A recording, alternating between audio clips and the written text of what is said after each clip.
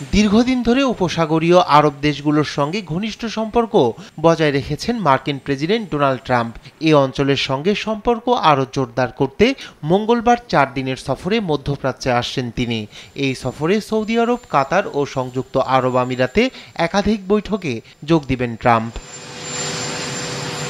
স্থানীয় সময় সোমবার রাজধানী ওয়াশিংটন ডিসির নিকটবর্তী জয়েন্ট বেস এন্ড্রুজ থেকে এয়ারফোর্স ওয়ানে করে সৌদির উদ্দেশ্যে রওনা হন তিনি।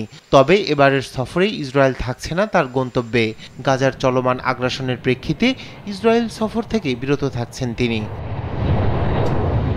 ট্রাম্পের সফরের প্রথম দিনই অনুষ্ঠিত হবে সৌদি যুক্তরাষ্ট্র বিনিয়োগ ফোরাম।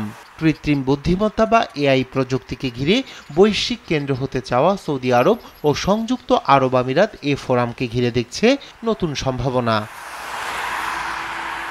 ইরানের ইউরেনিয়াম সমৃদ্ধকরণ কর্মসূচি নিয়ে ট্রাম্প প্রশাসনের সঙ্গে আলোচনা চলছে।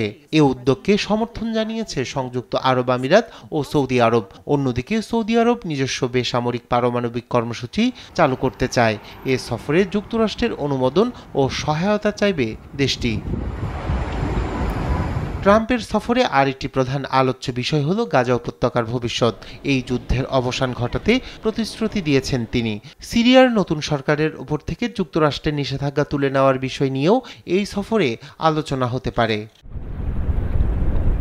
এছাড়া পারস্য উপসাগরের নাম পাল্টে আরব উপসাগর হিসেবে ঘোষণা দিতে পারে ট্রাম্প। আরব দেশগুলো নতুন নাম উৎসাহের সঙ্গে গ্রহণ করলেও কঠোর প্রতিক্রিয়া দেখাতে পারে ইরান।